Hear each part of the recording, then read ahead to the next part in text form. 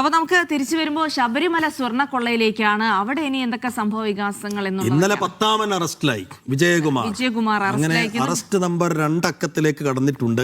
ഇനിയും മുകളിലേക്ക് അറസ്റ്റിലാവുന്ന ആളുകളൊക്കെ പത്മകുമാറിനെതിരെ മൊഴി നൽകുന്നുണ്ട് എന്നുള്ളത് കൂടെ ശ്രദ്ധേയമാണ്. വിജയകുമാറിൽ നിന്നും സമാനമായ കാര്യങ്ങൾ തന്നെയാണ് വരുന്നത്. പത്മകുമാറിനെതിരെയാണ് വിജയകുമാറും മൊഴി നൽകിയത്.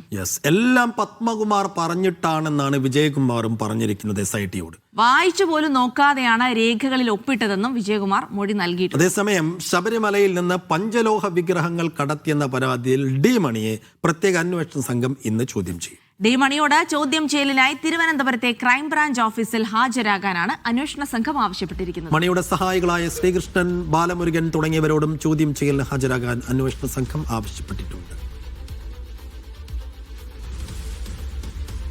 തിരുവനന്തപുരത്ത് നിന്ന് വിശദാംശങ്ങളിലേക്ക് പോകാം. സിജോ വി ജോൺ ആണ് വിവരങ്ങൾ നൽകാനായി ചേരുന്നത്. Sijo, good morning. ഇന്നിപ്പോൾ പ്രധാനമായുള്ളത് ഡി മണിയെ ചോദ്യം ചെയ്യാൻ തിരുവനന്തപുരത്തേക്ക് വിളിച്ചു വരുത്തുന്നു എന്നുള്ളതാണ്. അപ്പോൾ ഡി മണി ഹാജരാകുമോ ഇല്ലയോ എന്നുള്ള കാര്യത്തിലൊക്കെ വ്യക്തതയുണ്ട്. അതിനൊപ്പം തന്നെ വിജയകുമാറിന്റെ മൊഴി, അത് പത്മകുമാറിനെ വീണ്ടും പ്രതിരോധത്തിലാക്കുന്നത് കൂടിയാണ്. രേഖകൾ വായിച്ചു പോലും നോക്കാതെയാണ് ഒപ്പിട്ടത്, പത്മകുമാർ പറഞ്ഞതനുസരിക്കുക മാത്രമാണ് ചെയ്തത് എന്നുള്ള മൊഴി കൂടിയുണ്ട്. എന്തായാലും കേസുമായി ബന്ധപ്പെട്ട് ഇപ്പോൾ ലഭിക്കുന്ന വിവരങ്ങൾ എത്രത്തോളം നിർണായകമാണ്? ഇന്ന് നടക്കാനിരിക്കുന്ന സംഭവവികാസങ്ങൾ കൂടി സിജോ.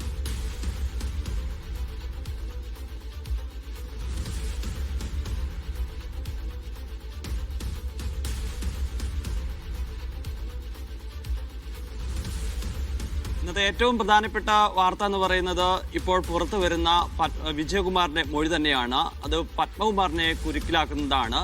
എല്ലാ കാര്യങ്ങളും പത്മകുമാർ പറഞ്ഞിട്ടാണ് ചെയ്തിട്ടുള്ളത് എന്നുള്ളതാണ്.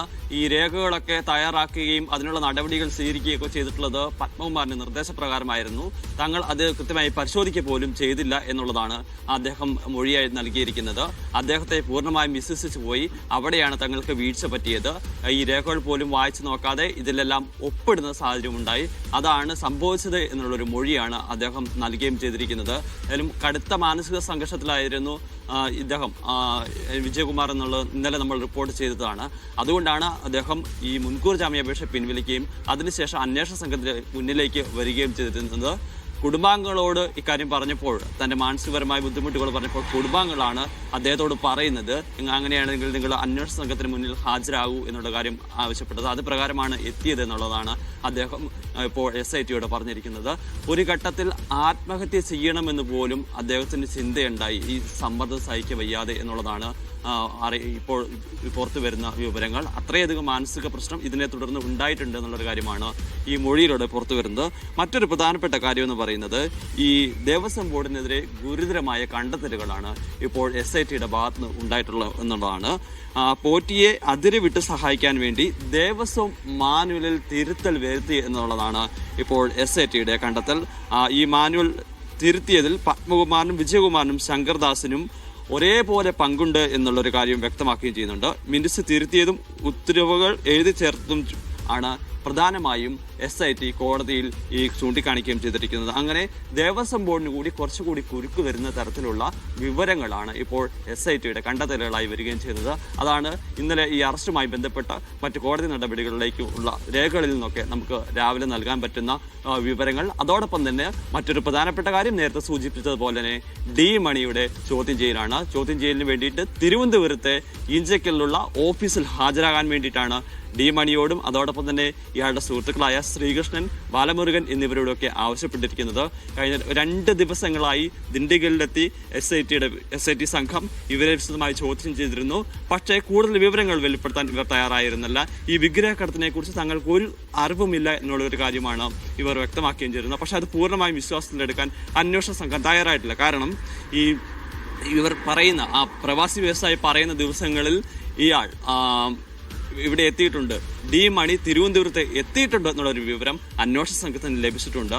അത് ആരെയൊക്കെയാണ് കണ്ടിട്ടുള്ളത്, എന്തൊക്കെ ഇടപെടലൊക്കെയാണ് നടത്തിയിട്ടുള്ള കാര്യങ്ങൾ കഴിഞ്ഞ ദിവസങ്ങളിലൊക്കെ വിവരങ്ങൾ ശേഖരിക്കുന്നുണ്ടായിരുന്നു. അത്തരം ആ വിവരശേഖരണത്തിന് കൂടി ശേഷമാണ് ഇപ്പോൾ ഇവരെ ചോദ്യം ചെയ്യാൻ വേണ്ടി അന്വേഷണ സംഘം തയ്യാറെടുക്കുകയും ചെയ്തിരുന്നത്. നമുക്ക് ലഭിക്കുന്ന വിവരം അനുസരിച്ച് ഇന്നൊരു 10 മണിയോടുകൂടി തന്നെ ഈ സംഘം അവിടെ ഹാജരാകുകയും ചോദ്യം ചെയ്യൽ നടപടികളിലേക്ക് പോവുകയും ചെയ്യുന്നു എന്നുള്ളതാണ്. എന്തായാലും ഏറ്റവും സുപ്രധാനമായ ഇന്നലെ വിജയകുമാർ കൂടി അറസ്റ്റിലായതോടെ ശബരിമല സ്വർണ്ണക്കൊള്ളയിൽ അറസ്റ്റിലാകുന്നവരുടെ എണ്ണം 10 ആകുന്നു. വിജയകുമാർ പത്മകുമാർ അധ്യക്ഷനായ ബോർഡിലെ അംഗമായിരുന്നു. ഇനിയിപ്പോൾ അതിൽ ശങ്കർദാസ് കൂടി ബാക്കിയുണ്ട്. ശങ്കർദാസിനെയും വിജയകുമാറിനെയും എന്തുകൊണ്ട് അറസ്റ്റ് ചെയ്യുന്നില്ല എന്ന് കോടതി തന്നെയാണ് SITയോട് ചോദിച്ചത്.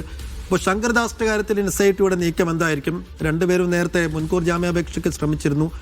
ആ കേസ് എന്നായിരിക്കും കോടതി എടുക്കുക?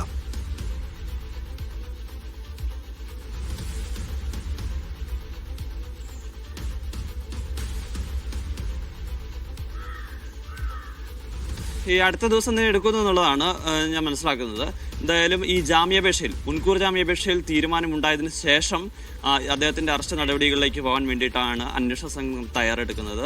ഈ KP ശങ്കർദാസിന് ഗുരുതരമായ ആരോഗ്യ പ്രശ്നങ്ങൾ ഉണ്ട് എന്നുള്ളതാണ് നമ്മൾ മനസ്സിലാക്കുകയും ചെയ്യുന്നത്. സമാനമായ പ്രശ്നം നേരത്തെ ജയശ്രീക്ക് ഉണ്ടായിരുന്നു.